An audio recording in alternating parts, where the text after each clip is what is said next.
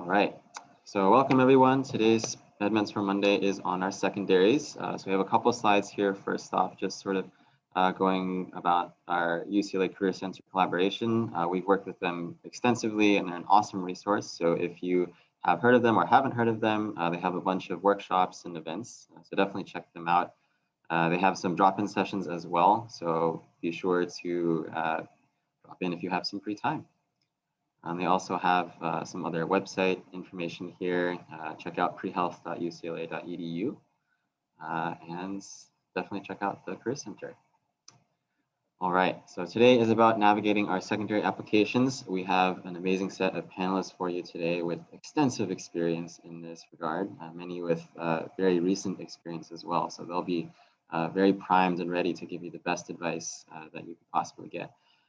So what I'm going to do now is sort of pass it off to our panelists to do introductions, just briefly, maybe say your name, maybe a fun fact about yourself if you'd like, and whatnot. We'll popcorn style, so I'll call on Monica and then she can call on people. Thank you, Ryan. Hi, everyone. My name is Monica. I'm a rising MS2, part of the Prime LA program with DGSOM. Yeah, super excited to be here. You know, I've applied maybe 2 years ago, so I'm not as fresh as the incoming MS ones right now. But yeah, I'm from Riverside County, went to undergrad at UC Irvine, and now I'm here. Now I'm gonna popcorn over to George. Hi guys, pleasure meeting you. My name is George Dagley. I'm an incoming MD PhD student with the UCLA Caltech program, and I'm going to my first year. I was born and raised in Pasadena, and went to Caltech for my undergraduate years, and then took a gap year in between my undergrad and applying to programs. So looking forward to this discussion, and congrats on getting this far, and considering getting ready to prepare your secondaries. And I'll popcorn over to Matthew. Hello, I'm Matthew Rios. I'm a rising MS1 at the Drew UCLA medical program.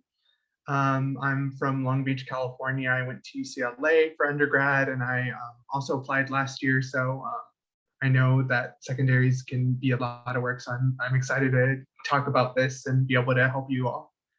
And I'll pass it over to Candice.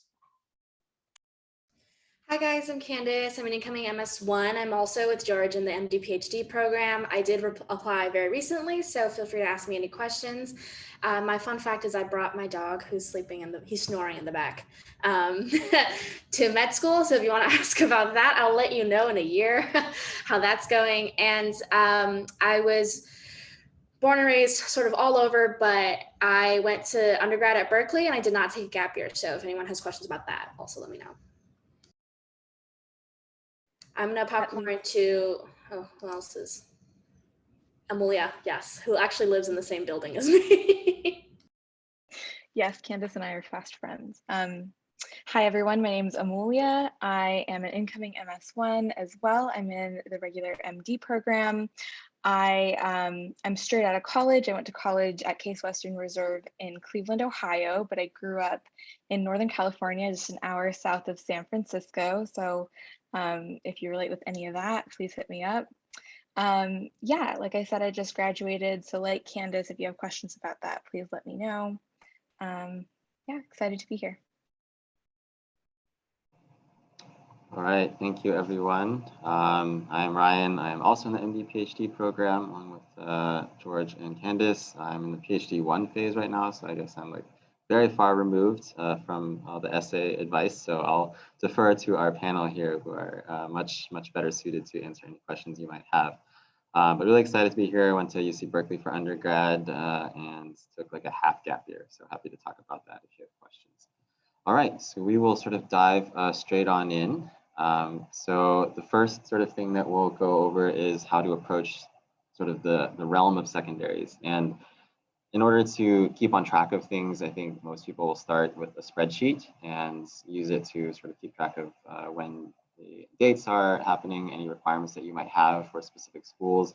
And also because every school seems to have their own portal, which is very confusing, definitely keeping track of all those links, because otherwise you're going to have to dig through your emails and find each individual one and go that route, which is not fun for anybody.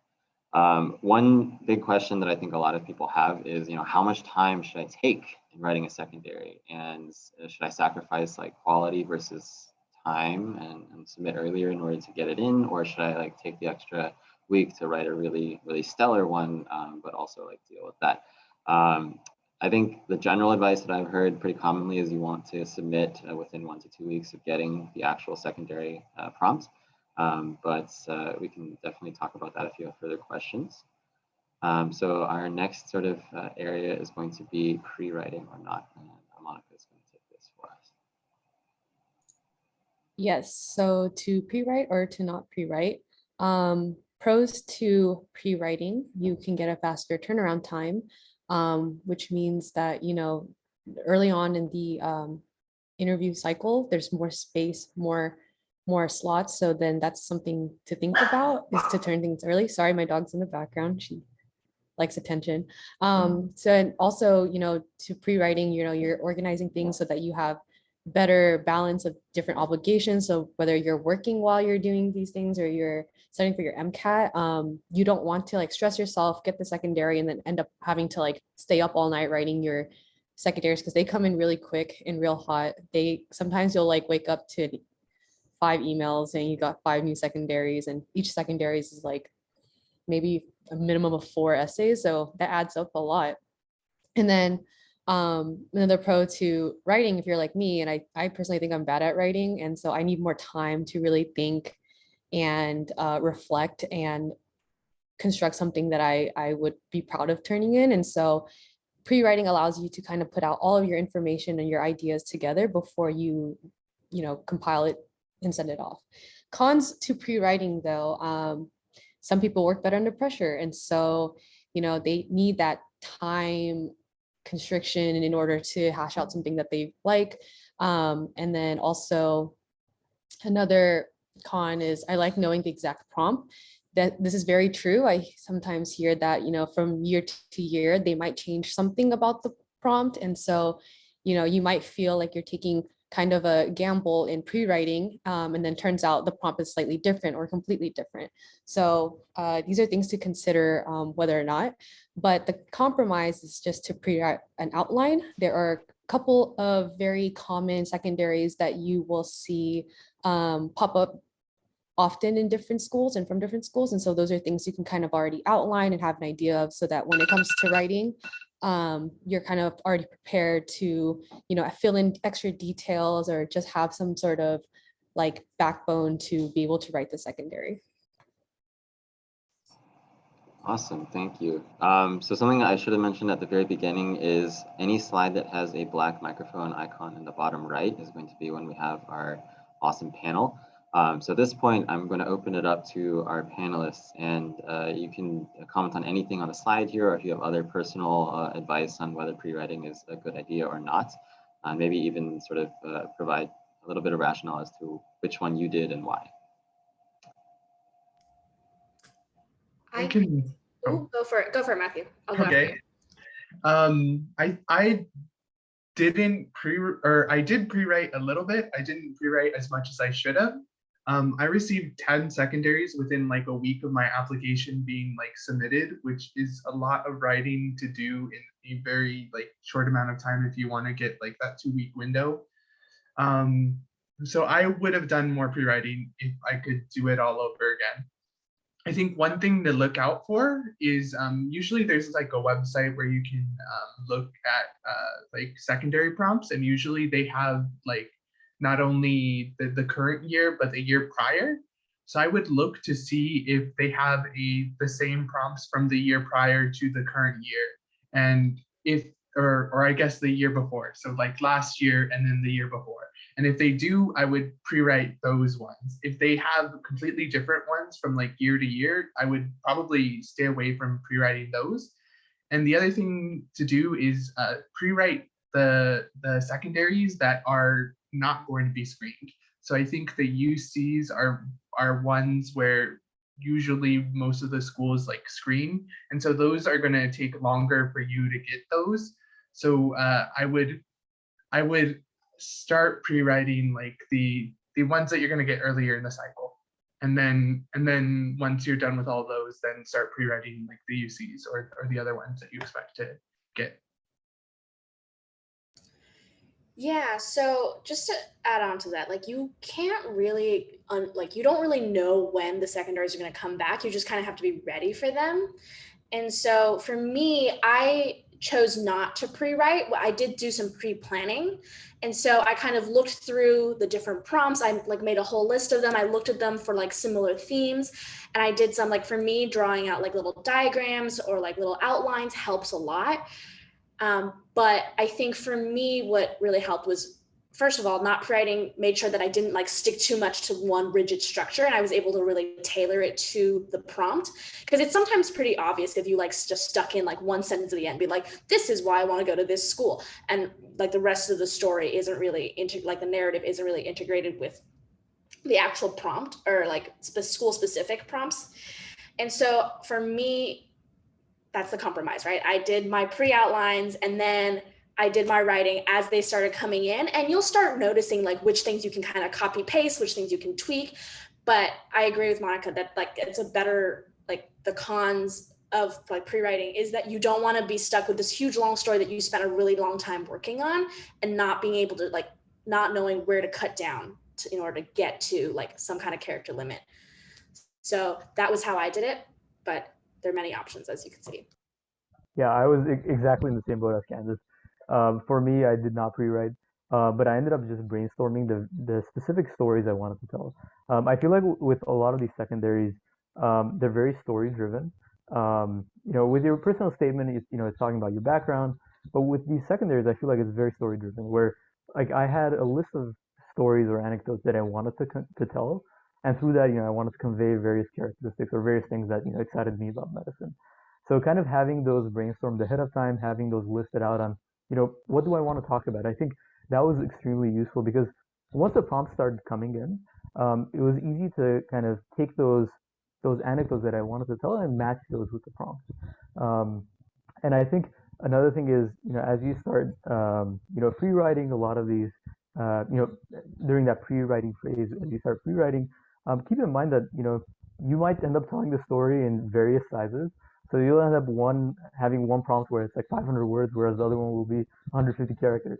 And you need to be able to convey the same, emotions, same thoughts, same, principles throughout, those various word limits. So it's something to keep in mind. I think again, for me, what helped a lot was having brainstormed those overarching stories I wanted to tell, and then using those to custom tailor to essays. Just to add in there, I think so. Like, I'm hugely pro pre-writing. I think that really saved me in terms of the time. I'm a slow writer. I'm not very confident with my writing skills, and so it really took me a lot of time to like go over what I had written. And so pre-writing really helped me with that because I really feel like that 1 to 2 week turnaround time is really non-negotiable. Like that's what everyone else is doing. You also need to be meeting that 1 to 2 week deadline. So, but the best piece of advice that I got while I was pre-writing and while I was thinking about my secondaries was don't get married to what you've written. Like don't be so sold on a sentence or a word choice or a way that you framed a story. Like be prepared to completely throw it out. And I know that that's difficult and very time consuming, but it's like everybody else has said, this really has to be tailored to the application. But still, I find a lot of pros with pre-writing. So if you can walk that line, I think you'll be great. Awesome. Great advice. Yeah, I fell into the camp of not pre-writing. These quotes are like literally my exact thoughts. I'm the type of person who needs to know the exact prompts and the character limit because I kind of, as I write in real time, I write with the character limit in mind. So I definitely was very anti pre-writing, but I wish I could have pre-written because I did get hit with a lot of them all at once. Awesome. All right. So moving forward, there are a number of resources on where you can access prompts, and I think we had some comments on this in sort of the panel. But there are some sources you can go to. Surprisingly, some schools actually post a lot of their questions on their websites. So if you have already sort of assembled a school list or are sort of just browsing at this point, you can just take a look and see. You might be surprised to find that they'll say, oh, we ask about X, Y, and Z. And if you see that, then you can definitely start the pre-writing process. Of course, this enables you to pre-plan ahead and write, because then you sort of are ahead of the curve there. But unfortunately, the era of technology means that sometimes websites are not made in the same, like at the same year. So you might be looking at a web page that is a couple years old, and maybe they've changed it since then. So it's sort of a gamble, but you know, sometimes it can pay off, especially if it's a more common type of question. You can also look at SDN. I very hesitantly recommend this. You can see that there are a lot of like past prompt discussions and trends over time. Like maybe you can look at a certain school if you're interested in it. So you can, oftentimes since prompts are reused, you can sort of get a historical view of what that looks like. Unfortunately, it's kind of known to be a very toxic forum and environment. So you'll see a lot of very interesting comments there, and perhaps make you a little bit more anxious. I would recommend that you proceed with caution in SDN. And also, sort of similar to what we saw on the previous slide, you can have different prompts or word character counts, so it might be different. Current students can provide some anecdotal experience, so you get a little taste and flavor of that today. And the nice thing is that you get some insider knowledge. So maybe certain schools have certain things that they like to see, and you might get a little sort of preview of that from current students. And this next comment is more for a reflection of me and no one else here. But there's a lot of time to forget, especially if you're far along in a program. So I only remember one secondary essay, and there's a specific reason why I remember it, and we can talk about it later. But I don't remember a lot in that regards. So there are many resources you can go to look, and no resource is perfect, so you just sort of have to mix and match kind of thing. All right, we'll go over some prompt types. Yeah, so these are some pretty, I guess, common prompt types that you'll see in many schools when they ask for secondaries. The first one is, and we'll actually go on to have the panelists be able to talk about it, but this is just like a brief overview slide. So the first one is diversity. You know, what makes you diverse? What makes you unique? And what about you allows to reach a patient populations others can't? That's something you want to keep in mind when kind of brainstorming or outlining your diversity question. The second one is adversity, you know, a time you failed / overcame something, a time you face adversity. So what you want to try to think of is like what in your thought process or your way of approaching a challenge, like what are your insights? These are things that the admission committee kind of wants to hear and see from you. Next is the autobiography. What about your life has led you to medicine? So these are things like life events, realizations, experiences that brought you down this path. Why school X? Why have you chosen to apply to this school? And you know, you want to think about what about the institution or the mission of the institution that fits best with you, and then also allows you to like fit best with them. The optional prompt uses space to detail anything else you wish. It's really confusing because sometimes you're like, what is optional? Should I do it? Should I not? So what have you had a chance not to talk about or elaborate within your primary and the other parts of your secondary essays, or things that you might want to consider writing in here? Another prompt type is scenarios. So if you were blank, how would you react? And this should somehow reflect your values and again, your thought process on how to approach different things. And lastly, unpredictable. What would you want the reader to know about you? So we're going to move on to the very first prompt type, which is diversity. Ryan, you want to go ahead? All right, yeah, so we are actually going to make this part sort of the interactive session. So what we're going to do is for each of these different types of prompts, we're going to ask you as the attendees to just take a quick moment and brainstorm a couple of ideas that you might want to write about. And feel free to look at sort of the slide as a little bit of a cheat sheet. Maybe think about some things that you might want to write about. And then in the meantime, panelists, you can take this opportunity to think about what did you write about with your diversity questions? Were there changes that you wish you wrote about looking back? Let's take a minute.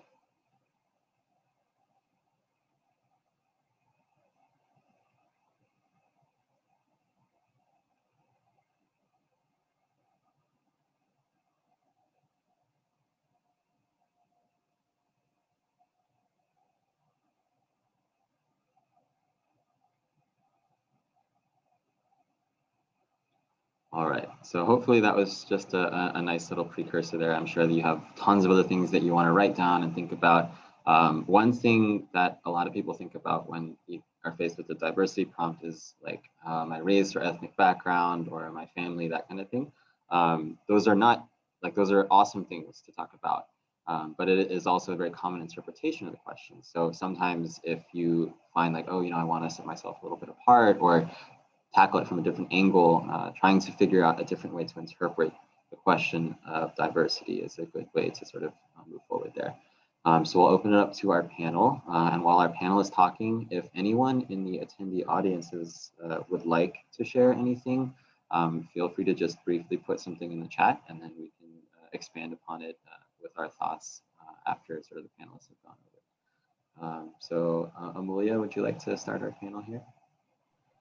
Yeah, so the diversity essay is a really common one.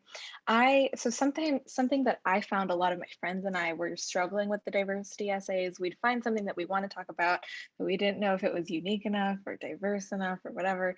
So something that I found helped me is to frame it as you know, why is diversity in medicine important, and to sort of approach the question from that angle, and then find personal experiences that answered that question. And so I ended up writing about how in my training to become an EMT, there was a real lack of diversity in terms of instructors, in terms of the material that was prepped. We only learned about white bodies and white skin. We only learned about, you know, like cis straight health, not about LGBT and trans health.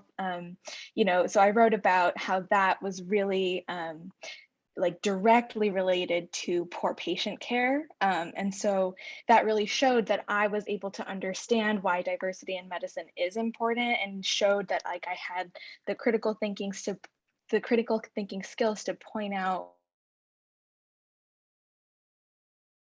why we should have diversity. So I think like it still answered the question, why is diversity important? And also, you know, it showed like a personal experience with it as well. So a bit of a, you know, tangential way to approach the question, but I found that it worked for me. I would add on something similar, which is just that, like, think about what experiences led you to this point. Like, why are you applying to medical school? What experiences led you to this point? And think about just times that stood out to you. You don't have to think about like, oh, what makes me so special or what makes me so different, because chances are most people probably have like, there's going to be someone else with your answer, right? But if you think about your own experience with healthcare, with medicine, with this whole sphere and how you got here, usually that'll bring up those life experiences that kind of made a turning point, right? You want to be able to craft a narrative around how you got here. And for most people, that's never going to be a straight line. Like, I was born and I knew I wanted to, you know, apply to medical school. So focus on those turning points, because that'll be important to how you craft the story around like who you are.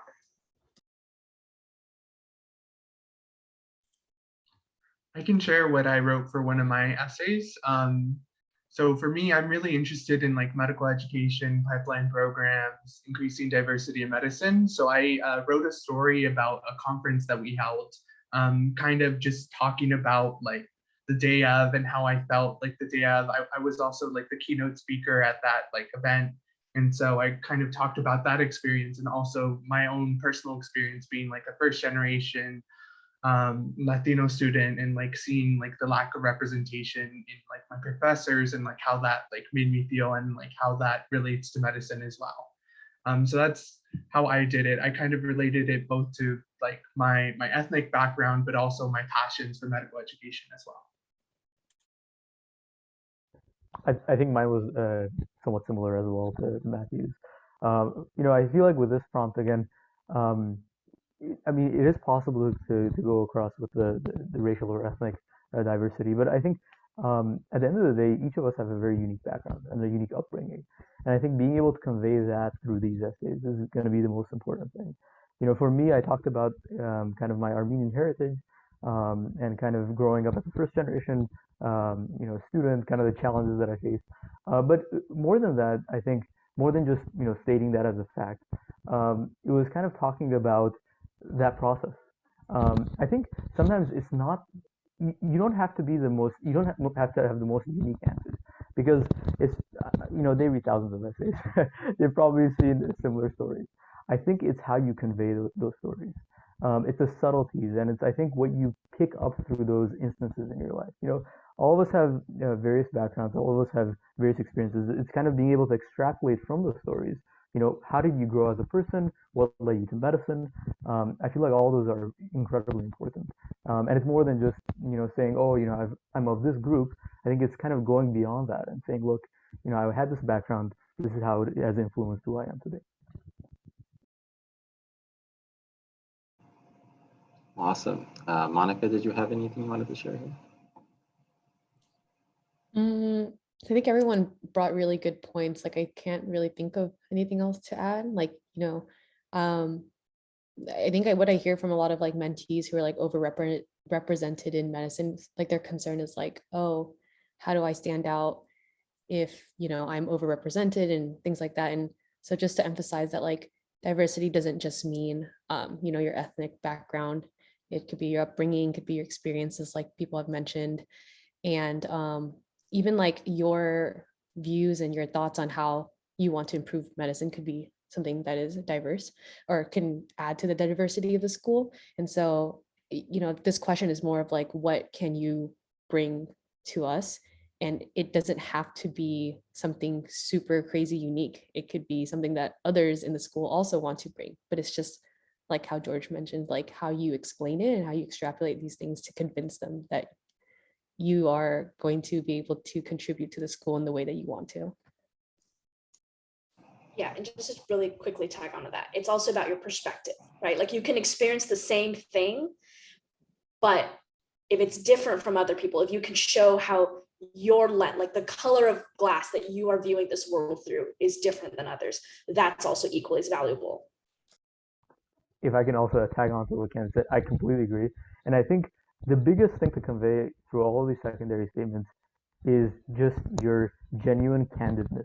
I think that's the biggest thing they're looking for. They want complete and transparency, complete honesty. I think if you're able to convey to be candid, and if you're able to convey that genuine, drive and interest in medicine, not catering to what they want, kind of showing that genuine drive. I think that's what will go a long way, regardless of the prompt, regardless of what you apply to. All fantastic points of advice.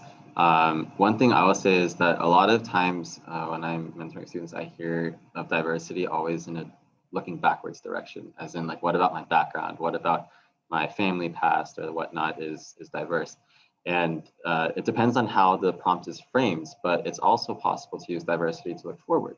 And in that regards, you can talk about your vision. So if you have a specific vision about what you would like to see in medicine, or a specific goal that you have that is very sort of unique, I think that is also a topic that you could bring up and discuss sort of in this diversity section. Just a brief disclaimer. So the little questions that I've written under each of the big headings, those are sort of my personal interpretations of it, not necessarily how everyone or even all of our panelists might think about these questions. These are just sort of things that I use to sort of, if I see a question, I try to translate it into something that makes more sense to me. So just a disclaimer there. All right, so I didn't see any chat elements from any attendees of things they might want to talk about.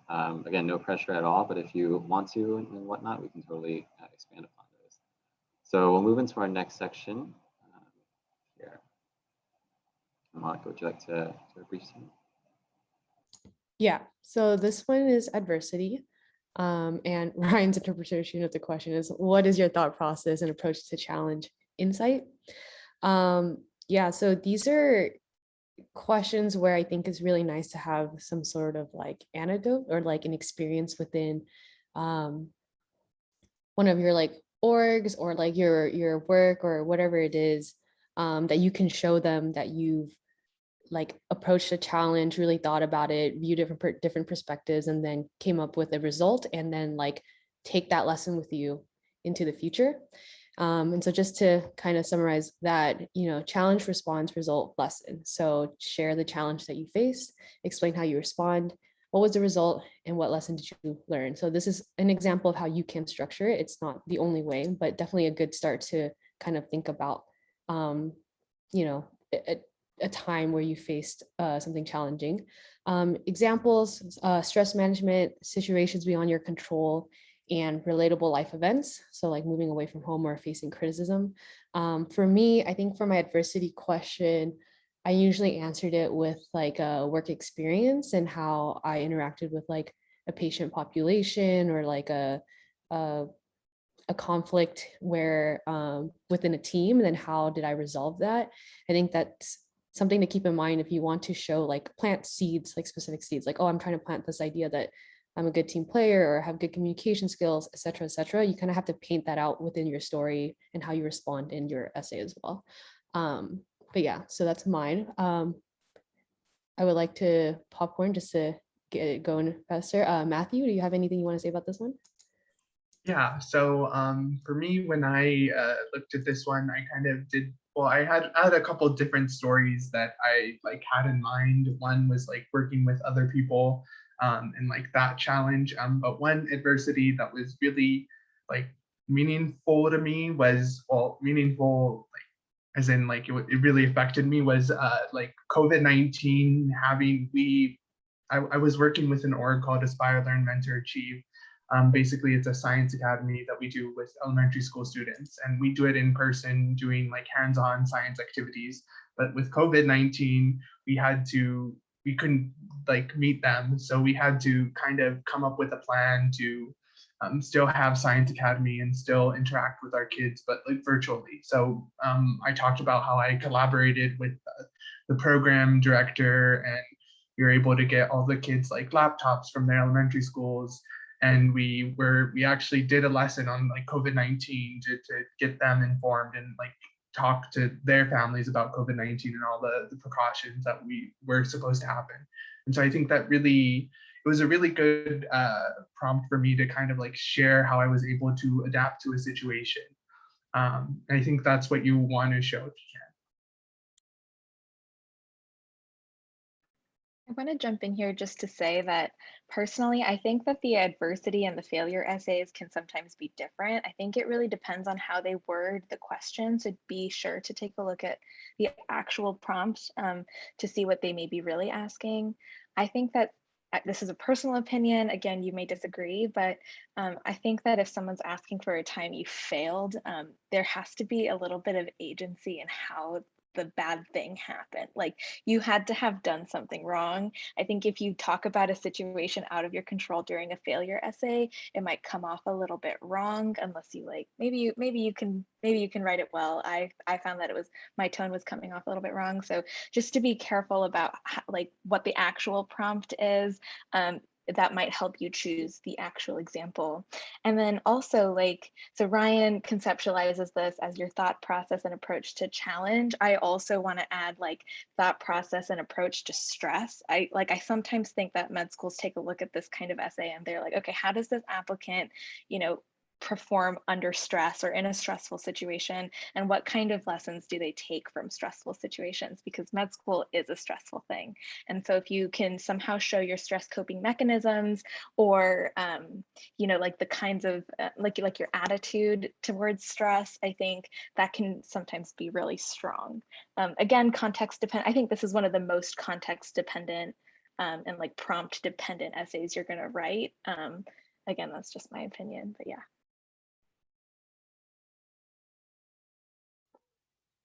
Mulia, you took the words out of my mouth. I feel like I was gonna say the same thing. I feel like the adversity essay is really looking for, how do you cope with stress? How do you respond to stress? If anything, I think it's kind of like the MMIs, the multiple mini interviews, where they're looking, how do you respond under a stressful situation? Because as a med student, especially in the later years when you're on the clinical clerkships, I mean, you're under a stressful situation all the time, and they want to see, do you break down, or how do you cope with that stress? And I think one thing that would be really useful, I think, when writing this essay is kind of being able to convey those raw emotions of like what actually goes through your mind during a stressful situation. How do you cope with it? How do you deal with it? And what do you learn from that incident? For me, what I talked about with adversity was kind of some challenges that came up during research. And what I focused on there was kind of talking about yes, understanding the challenge, knowing, displaying how I was able to cope with that, but also what I learned from that, and kind of extrapolating on what how this changed my perspective moving forward. So I think kind of being able to show that you're able to respond under stressful situations, and they don't have to be the most catastrophic situations. I think even just the subtle things where it was a challenging situation to face. I think kind of being able to convey your emotions and being able to pull it all together and kind of show how you respond to that, I think is going to be incredibly useful.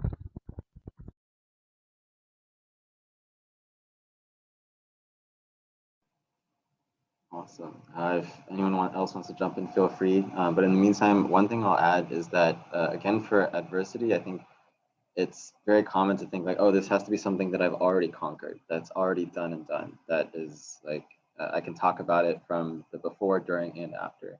I guess Amelia could not have worded it better, that it is a very context-dependent question. But if it fits, I would also say that you can also sort of open your scope into things that you're currently facing, that are current adversities that you're trying to go through.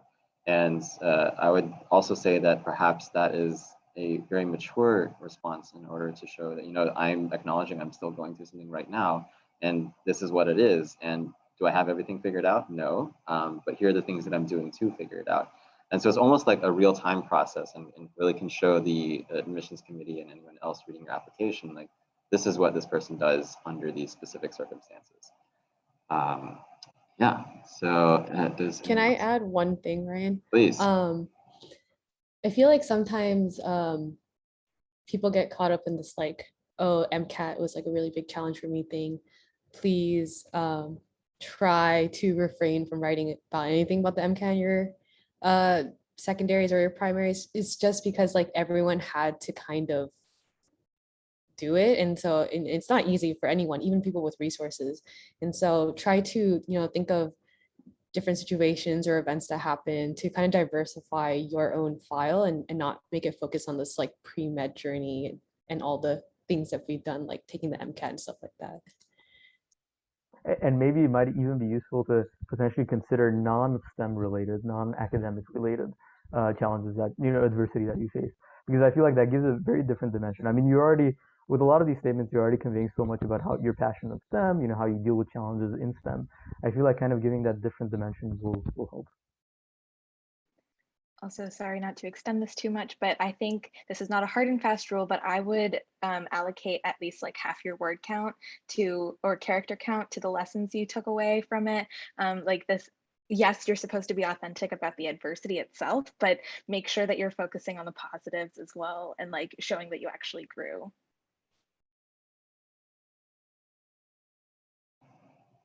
Awesome. All right. We'll move on to our next type of essay, which is the autobiography.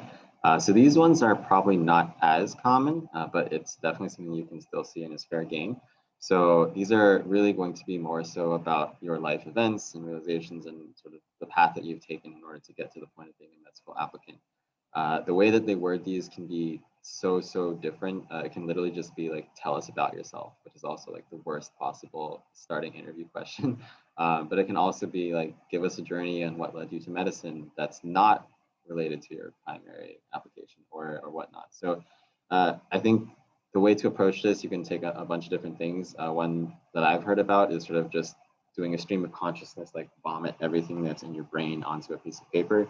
get it all down, and then you can start categorizing things by sort of different areas. Like maybe there were certain transition points that Candace was talking about earlier that sort of serves to direct you on a different path than you originally were on. Or maybe you had a certain hobby that sort of sparks your interest in something or whatnot. And then sort of take some time, because oftentimes when we are writing these essays, we're sort of in this mode of, okay, I need to write, and it just, your brain sort of keeps smashing itself against the wall.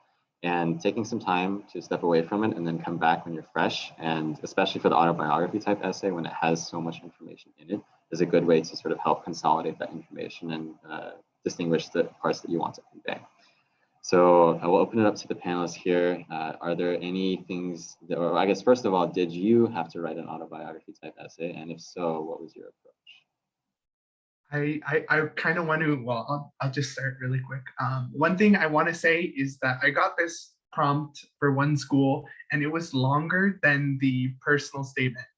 And so this is the one school where I did not follow the 2-week rule, and I still got an interview. So like, take your time with this one, especially if it's like over the personal state, like more characters in the personal statement. So like, feel free to like take your time. I think one thing that helped me was doing kind of similar things that I did with my like actual personal statement, which was like creating an outline of events that I thought were important in my life. And then also like looking at my personal statement and not getting too many of the things like the same, trying to make sure that I'm telling a similar story, but not the same story, that they kind of complement each other rather than being like the same exact thing. So those are the things I would suggest. And again, I want to emphasize, like, take your time. Unless they have like a strict hard deadline, then of course, like, stick to that deadline. But this one's a really hard one, especially if it's the big long one. Yeah, I want to add to that. It'll get easier because usually when you're writing this, you'll realize it borrows from a lot of the same elements you've used throughout your entire application. But remember that, like, when you start writing, you can write it in whatever order you want to, but you don't, yes, it was San Diego. But you don't have to write it in chronological order. Like, that's the way that our minds organize things because we perceive time in like linear time, and that's great. But if everyone like talked about their autobiography piece from like birth to like now, it's going to become pretty repetitive. Like, if that's the way that it works best for you to organize it, do it. But there's also other ways that you can organize it, like Ryan mentioned, by themes, threads, values, lessons, experiences. You don't have to go in order. And the final thing I would say is that, like, you still have these turning points, right? But part of that narrative is that like singular thread throughout the entire autobiography. It's about you. Don't run away from like talking about you. Don't be afraid to use your experience. Because like, I think a lot of times in college you get used to writing essays and you'd be like, I can't say I this, I that. Like, this is about you. Take up this space to tell them everything that you otherwise, like, if you had like a week you could spend with them and they got to know you, what would they walk away from this with? And put that on a page. And it sounds like a lot, but you can do it. You did not get this far by not doing all these little pieces. So you guys will be just fine. Depending on your background, this story may be really similar to the one that you write your diversity essay about. It might be really similar to the one you write your adversity essay about. It might be really similar to your personal statement. And you know, a lot of people said that they wrote similar things to their personal statement. Make sure that there isn't any overlap. This is where the pre-writing versus not pre-writing thing can get a little dicey, because it can be hard to come up with something that is authentically your autobiography that is also not your diversity or adversity essay. Personally, I ended up using my adversity essay as my, you know, as part of my autobiography essay. I definitely extended my autobiography essay to include, you know, more things. So it wasn't just about the adversity, but as this is something that I think is important. Your essay package, like your application, should be considered as a whole. If you have a school that asks for an autobiography essay but doesn't ask for an adversity essay, and you really feel like that would best, answer the prompt, there's nobody telling you that you can't use one essay for another prompt. So I just want to make sure that you guys are looking at your application as a whole and making sure that you're not, you're not being inauthentic for the sake of having an autobiography essay if that's not your truth. Not to prolong the discussion, I think everyone has made amazing points. I just kind of as a separate point, I also want to mention that this is probably, with all of your essays, you want to make sure you pass it by a lot of people to get fresh eyes looking at your statements. But if anything, I feel like this is one of the most important ones because it's good to have both people that know you really well to read this, but also people that don't know you that well as well. Because I feel like those that know you well can kind of guide you on, okay, there are certain instances in your life, certain anecdotes that you can include or certain things you can remove. Whereas those that don't know you, I think, can read through it and give you a pretty objective idea of what's kind of being conveyed through this statement. Is it a dry autobiography, or is it something that's actually conveying points and characteristics about who you are and who you've become over the years? Awesome. Yeah, totally agree. Just as a little personal anecdote, so I think Matthew was wise in taking like the due time to write this essay. I maybe stupidly decided to force myself to do it in a week. And so actually I had a class at 8 a.m. and I was still writing it at 7:50 and I submitted it at 7:59 a.m. So I did get an interview there as well. I'm not saying that you should follow my example, but just to say that, there is always that trade-off between quality and time.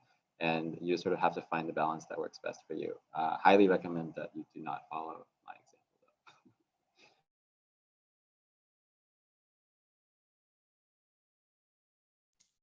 All right. Yeah, I don't know how you did that. That would stress me the heck out.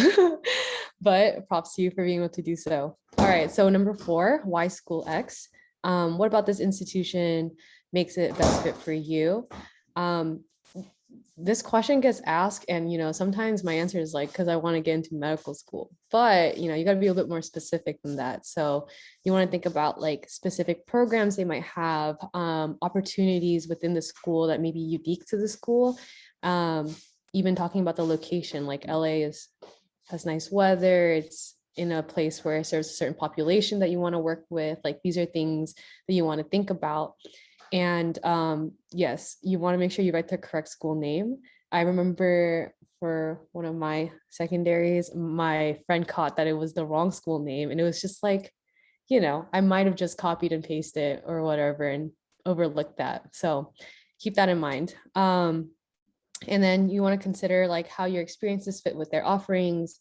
What could you contribute and how would you uniquely benefit from their program?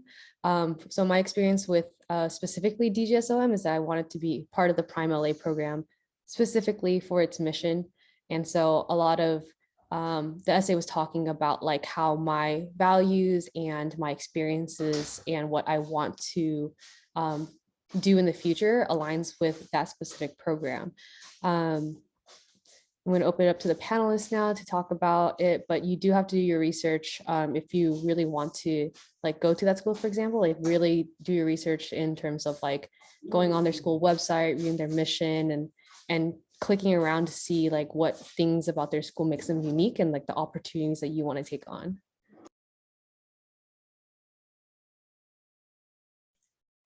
I can start.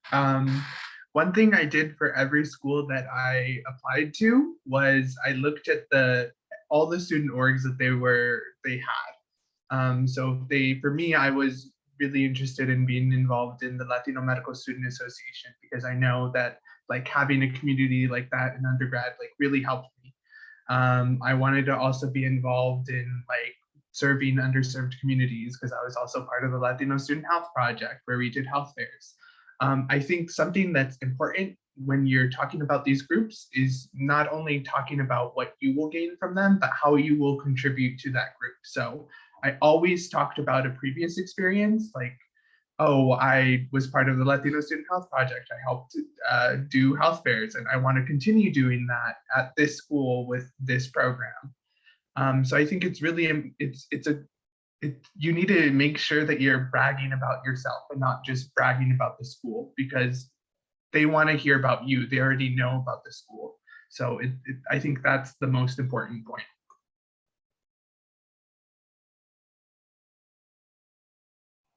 Just really quickly here, I think I'll emphasize what Monica put in the chat. I think it's really important to also consider things that you could contribute that don't exist at those schools. So a very common piece of advice is to say like, oh, I really want to go here because of the translational medical and science research facility, or there's a Da Vinci robot that we can try out and that kind of stuff. But sometimes there might be something lacking at that school. And if you have a vision, you could add to that school and bring it to new heights. Any other comments?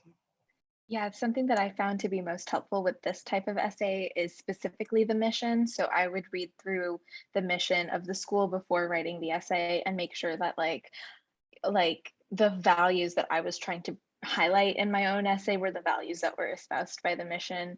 I personally found some of these essays to be quite difficult because sometimes it can feel repetitive and you're always trying to look for the most unique parts of every school and stuff like that. But honestly, once it came down to it, it's about aligning with the values of the school. And that's how I was able to get through this kind of essay.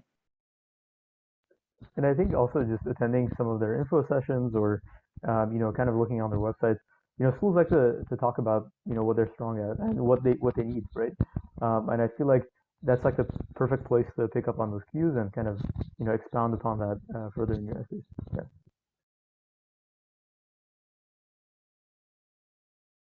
Or also, sorry, one more thing. Also, potentially even reaching out to the current student. I feel like that's also incredibly useful.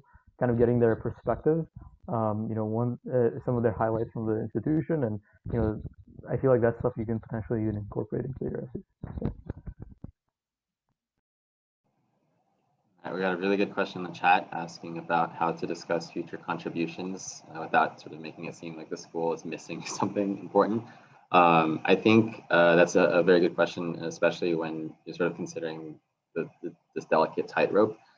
My approach would be to just sort of describe it in terms of your vision, like something that you would want to do, and you can sort of like mention it a little bit casually in the sense that I've noticed that the school doesn't have this, and I would really like to be one of the people to like make it part of UCLA or part of UCSD or whatever school you're applying to. And especially if you can frame it in a way, again, how many of the panelists have mentioned, how it's going to benefit the school. Like, for example, if it's in your story that you are really, really into community service and you notice that there isn't really a big community service group in their club or club organization list, for example, you could say, this is sort of what I have done for X number of years, and I really, really would want to continue that moving forward. And I think that it would be really cool if I could help start something. You could give it, like, I'm sure you can come up with really cool names for it. I'm not the person for that. But yeah, Monica, do you have any thoughts there? Yeah, that was great. Definitely just like the tone of how you say it. I think there's like a balance between saying like, oh, these are the missions of your school and these are all great things. And yeah, this is something that's lacking, but it's not, you don't want to say like, and you suck for lacking that, but it's more of like, and I can help bring this and, or I see this thing within your school, I want to help improve it or build off from it. And so, yeah, it's just really about tone. It is something kind of delicate to dance on, but I think if done correctly, it's super powerful.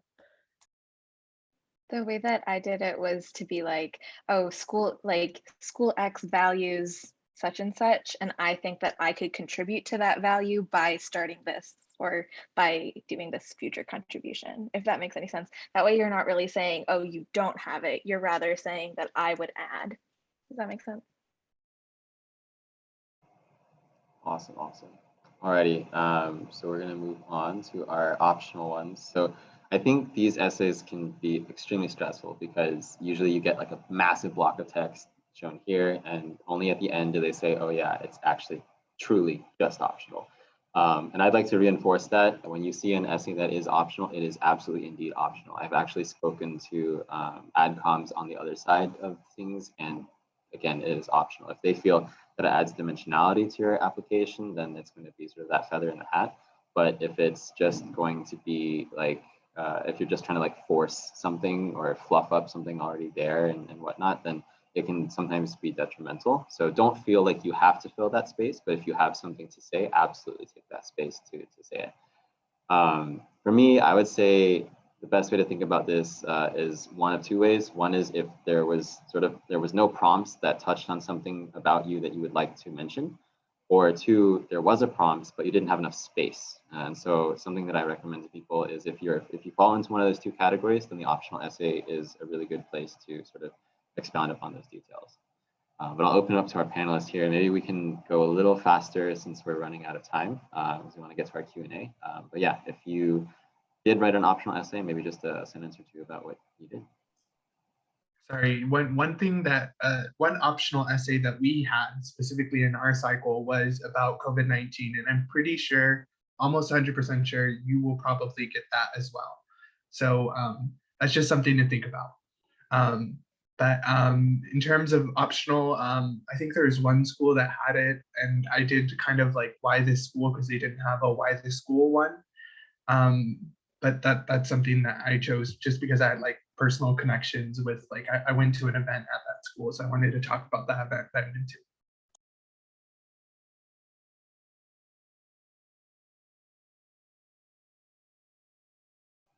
Yeah, this one is less common for sure. I mean, usually schools will put it there, but it's not always something that everyone needs to use.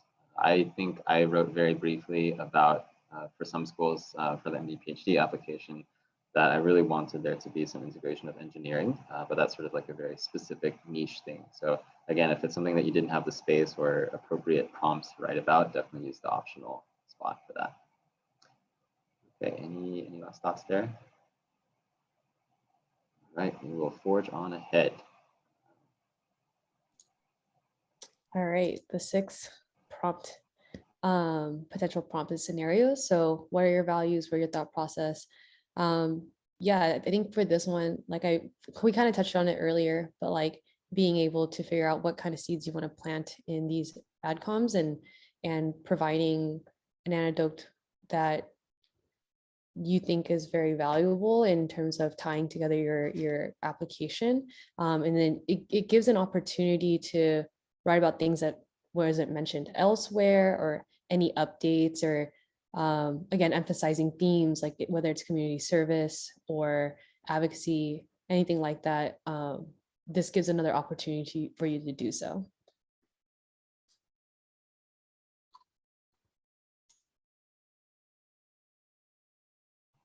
So one thing I will say is, so these types of questions are also fairly rare in the grand scheme of things. You might see these occasionally like, oh, what would you do if you suddenly had $1 million? Another one that I've also heard about is if you like couldn't do medicine at all, what would be your sort of next career? Or if doctors weren't needed because disease was eradicated, what would you do? So just sort of, these can be sort of a little random, but it's actually really good interview prep. So if you are prepping for MMIs at some point, then you're actually also sort of prepping for these types of questions for essays, because they can be fairly similar. So I think a school that had a lot of these was CAC. They had a lot of these scenarios. I think just being very like honest and like kind of showing who you are through the answer, I think is really important. And I think one of them was like, oh, you have $1 million, like where are you going to donate the money? So I kind of talked about how I'm really interested in medical education and how I would donate to this one organization that I was a part of, so that they can create future physicians and really help other people become physicians and also be well funded.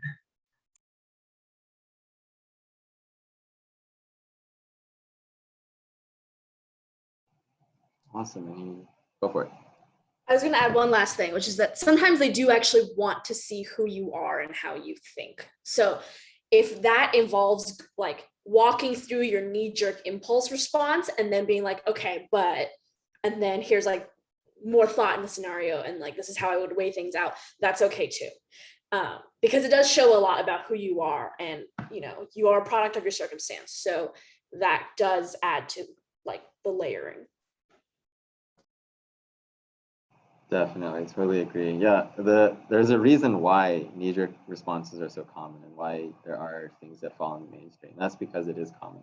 So I think one thing that I like to say in that regard is it's okay to talk about common things, but as long as you do so from a unique perspective and your standpoint, then you are still able to get that element of sort of you without it sort of falling into like the stereotypical response to that main application of like, I want to help people. Like, I think I literally wrote that in my first draft. Like that was my thesis statement.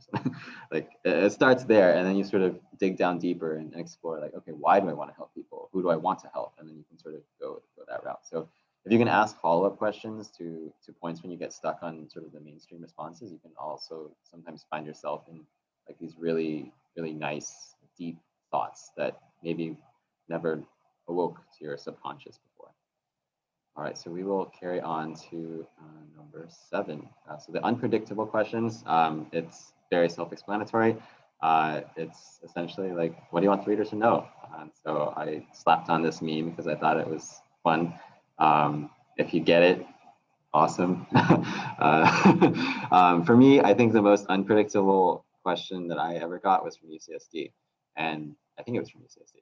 So I'd have to dig through the records, but it was a one-word response. And it was, what is your favorite word?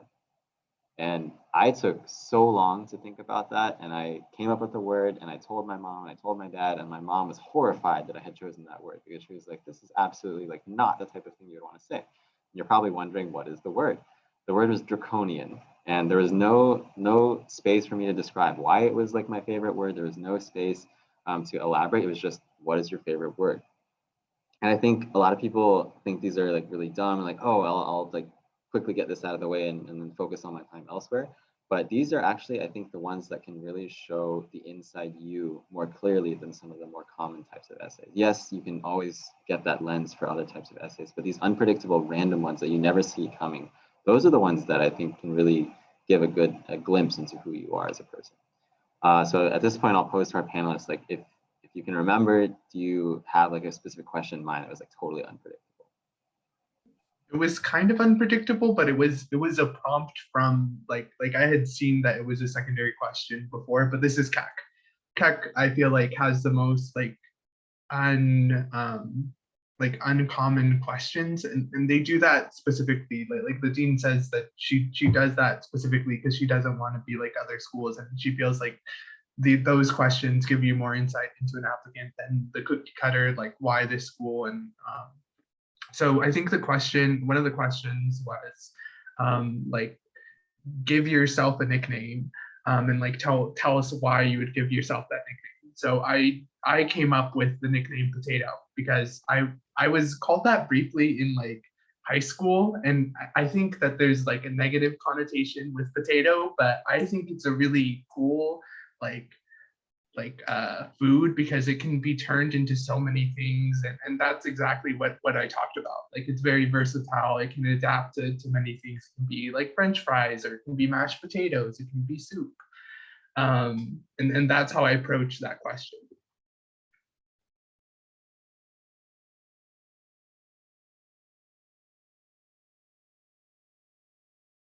Monica, do you want to give it a little explanation behind that? That's really cool. Yeah, I just make a lot of mnemonics. And like even now, like studying with like friends, they're like mnemonica or like, we got mnemonicaed. But it just like, I don't know, it's like a word play on. I thought it was funny. I hope they laughed. I don't know.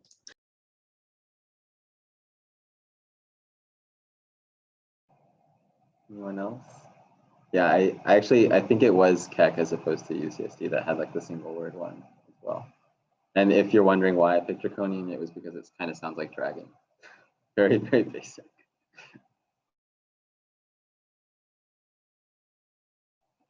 Okay, I guess that will sort of wrap up the essay types. So just sort of a last slide here to go over some of the questions that you might see that we didn't talk about. These are things that can show up. They can also show up as sort of like fair interview game material. So just keep it in mind. Their gap year questions, I think, are a potentially common one. Like it might ask you, like, if you took a gap year, like what did you do in your gap year that sort of added dimension to sort of your experiences. But just things to consider. So I think at this point, what we'll do is we'll open it up to general Q&A. And I think we had a couple that sort of we can go forth with to start things off. So one of the earlier questions was in regards to timing. So I think we have a couple of attendees right now who are in the in the secondaries process and have gone a little bit over that 2-week mark. So what are your thoughts on how strict that 2-week threshold is, and when are the situations when it would be good to sort of like cut it, make it done and done, or when would it be good to, I need to spend the time and due diligence here? So like I definitely had experiences where I was past the 2-week mark, I still submitted and I did get an interview. So it's possible, but everything in this whole process is like a game, right? Like it's all about your odds. What's your GPA and MCAT and what odds do you have, right? It's the same thing with this 2-week thing, right? Like you're just going to increase your odds if you have a faster turnaround time, right? Like this is a rolling admissions kind of deal. Faster you get it in, better off you're going to be. If that's really stressing you out to the point that it's making it hard to write your secondaries, put it out of your mind. Just get them in as soon as possible. But it's about odds, right? Yeah, to add to that, I would definitely stick to those deadlines when you can, especially if they specifically like tell you do not go past the deadline. But on top of that, like at some point you're gonna hit marginal returns. Like at some point, the longer you look at your essay, you can change a word here, take out a sentence there, add a couple of things there, but the crux of it isn't going to change. And so you have to like kind of do a self-reckoning and realize that, okay, what I want to say is here. And you just have to take a deep breath and just send it, literally send it. Because at some point, all those little edits that you can make, like all the days of holding on to it isn't going to change the actual final outcome of the essay. And so that's just something that you have to really just take a deep breath and be like, okay, I'm going to do this. I'm going to do this. And then just let it go, send it off, wish it that good luck, and then move on to the next one because you probably only have time for that. The other thing I would say is when doing secondaries, like it's all about like kind of like rank. You should have some sort of like internal ranking, like in terms of like which schools like you really want to go to versus so you have to kind of prioritize your secondaries that way. So those schools that like are your first, like your top schools that you would want to go to, like if they accepted you, like you should try to get those in for sure, like within 2 weeks. And then the other schools, I think the only exception is if it's a really like long secondary, like UCSD, like that was just impossible to finish in 2 weeks, at least for me.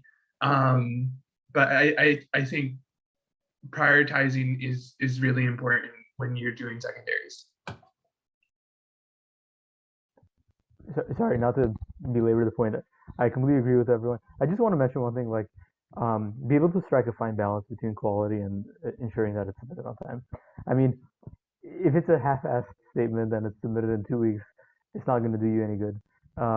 Whereas if it's like a really well thought out statement and it takes you an additional week, I think that's perfectly reasonable, as long as of course it's not a hard deadline. So I think it's finding a fine balance. As you go through the application cycle, I feel like it gets easier and easier. But I completely agree with Matthew. Prioritize the schools that you're really interested in going to, and kind of make sure that with at least those schools specifically, you're ahead of schedule. Everything is submitted. But yeah, don't sacrifice quality, but be able to find a fine balance.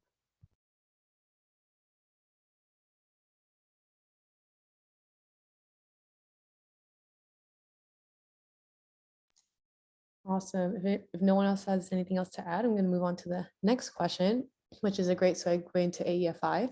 How many people did you have read/review your secondaries? Was it the same people for each school, or was it tailored to each school? How many med students, faculty, MD, not affiliated with an academic institution, etc.? Before we kind of answer that question, as pre-med, so a current and alumni of UCLA, pre-meds get access to application essay feedback initiative, which is part of Med Mentors. And so what we basically do is we pair you with a current DGSOM student who have volunteered their precious time in reviewing your essay. I'm going to link the form to fill out. I would say though that because it is the peak of the application cycle season, you kind of want to use this strategically. So, you know, don't use it as like your number one main only edit resource, but use it more so to like have like something there. And I think I have a question that just came in. If you were UCLA prep alumni, unfortunately, I do not think I would have to double check with Manisha, who's my co for this, who's currently not here, whether or not that counts. But I think we do require a UCLA email address when filling out the form. So whoever sent me that, let me follow up with you. I'll put my email in the chat. But basically, when you fill out this form, we pair you with a medical student. Sorry. And then you should be able, or sorry, you should be paired within a week and then correspond with the med students to get something back within 5 days. Because of how limited we are in terms of our reviewers, we do have some max submission. So like you could only submit 3 personal statement drafts and then also 3 secondaries. And this is just to allow, you know, other students to use the resource as well. And yeah, once again, it's open to current and alumni. So as long as you have a UCLA email, you are more than welcome to apply.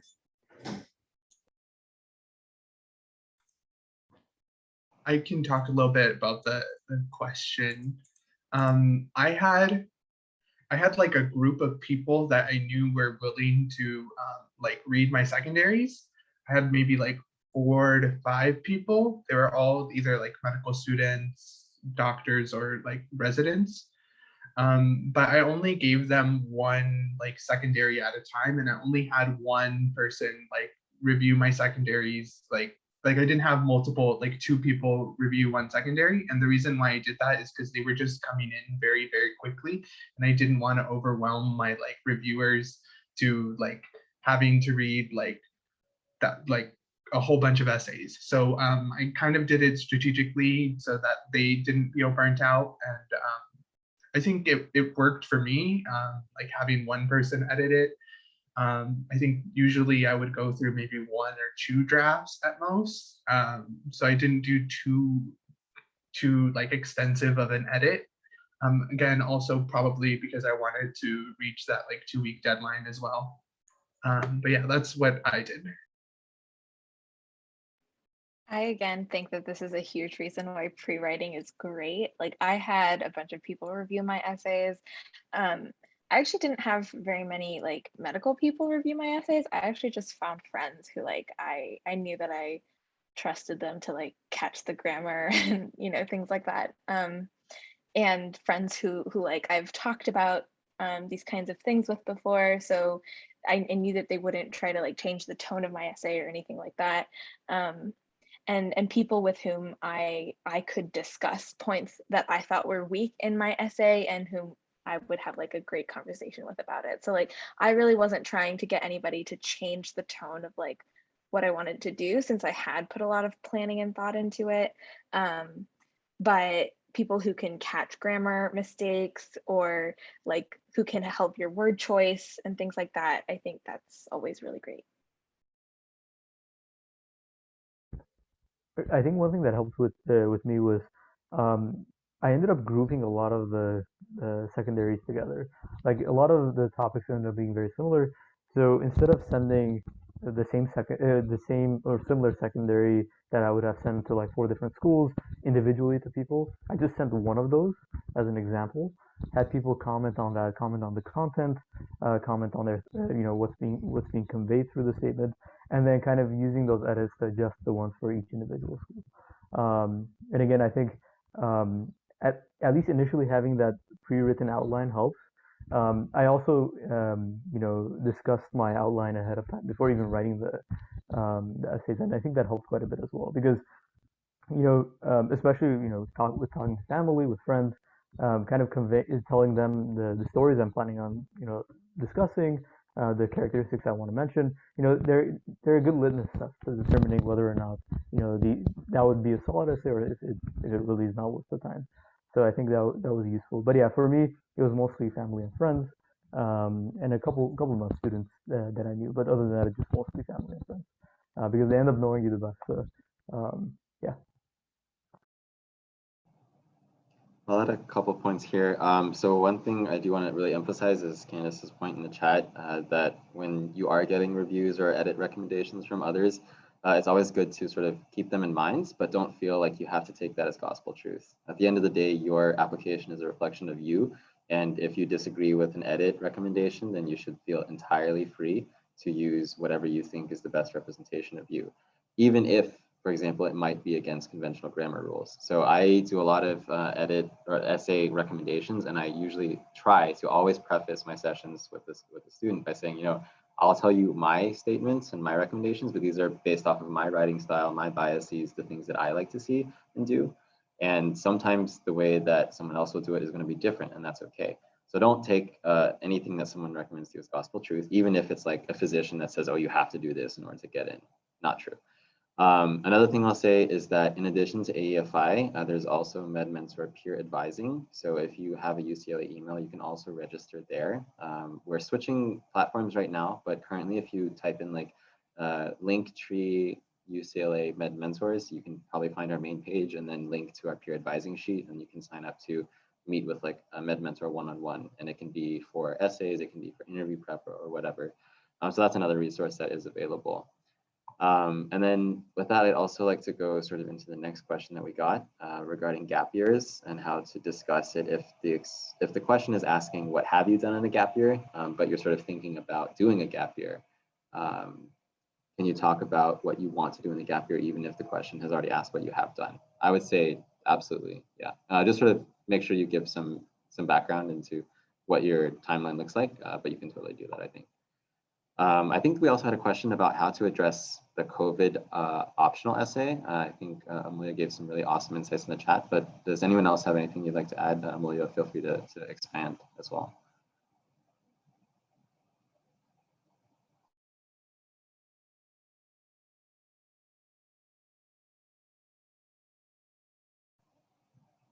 All right. Oh, go ahead, Matt.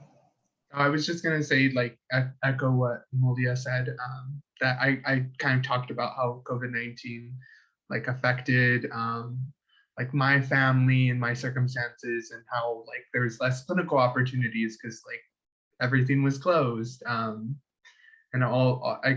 yeah, basically talk candidly about like how COVID-19 has affected you. And kind of going off of that, be completely candid. I completely agree, and I think if there are ways that you can, even despite the challenges of this time, if there are ways that you can alternatively do something, like for example, let's say there isn't a shadowing experience where you're at, but there's ability to communicate with physicians or kind of see case studies or something. I don't know, to kind of show that you didn't just suffice with like, despite the limitations, you were able to kind of go beyond that and look for other opportunities. I think that kind of shows that you won't stop at someone saying no to you. I think that's an important characteristic to convey. But yeah, just being completely candid with the COVID question, I think is important. Yeah. And also, if like, I don't know if this describes any of you, but if you were somebody who wanted to apply with this cycle or like the last cycle, like my cycle, and then deferred a year because of COVID, like definitely that's something that you want to explain here. And for whatever reason, if you did gap years and COVID somehow affected that, either inspired you to take a gap year or inspired you to do something else with your gap year that you wouldn't have normally done, or changed the scope of something that you were already doing in your gap year, that's really important to address here. Awesome, thank you. Okay, so hopefully we got to all of the questions. If I missed one, please, for my sake, just sort of type it in again or an abbreviated version. But I think we have about 9 minutes left in our session here. So I think looking back, the intent was to make this as interactive a session as possible. So if you want to have any feedback on potential ideas you might have or anything, those are all fair game things as well. We have 5 amazing panelists who know what they're talking about here, and I am not one of them. So feel free to pitch ideas too if you want. If anything, Brian, you're the most experienced out of all of us. Oh, no, no, no. I'm gonna put my my email in the chat as well. I also have like a pre-med Instagram if anyone wants to follow me on there. We don't have to. Awesome. Yeah, if all the panelists, if you're comfortable, feel free to put your email there. If not, no worries. And attendees, you can reach out if you have specific questions as well.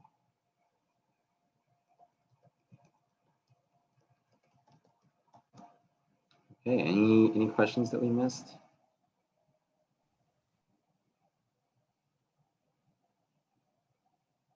Oh. All right. So I guess we'll end the session there. Some parting thoughts that I will give, and then I'll sort of pass the mic on to our panelists for their parting thoughts as well. I believe in absolutely all of you. You guys are going to do fantastically for this session or our next cycle, regardless of what it is. The secondaries wave is just another wave that is going to come by and hit you, but it's going to pass, and you're going to be on the other side of it, emerging victorious. So keep working. It will pay off in the end. You can absolutely do it. So don't give up, and definitely, remember that there is a light at the end of the tunnel. So any other parting thoughts from our panelists?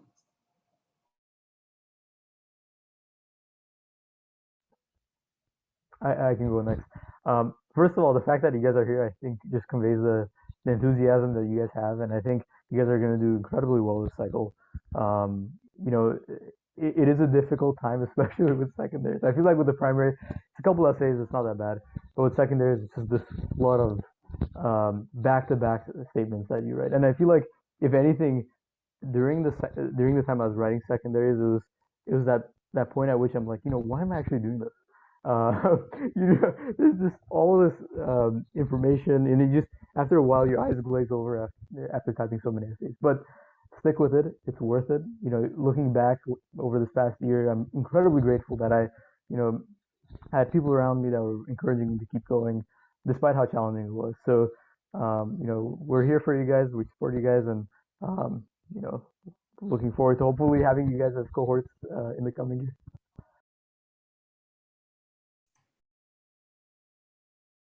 Okay, I'll go.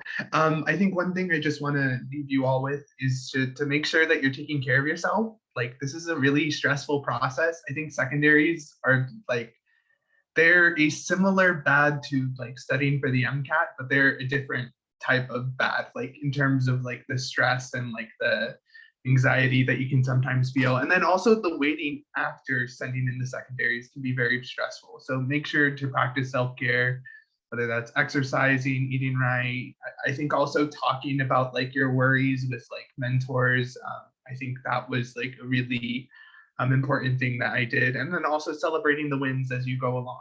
I think that's really important as well. I was really going to say what Matthew said, like take care of yourself, drink some water, go to bed.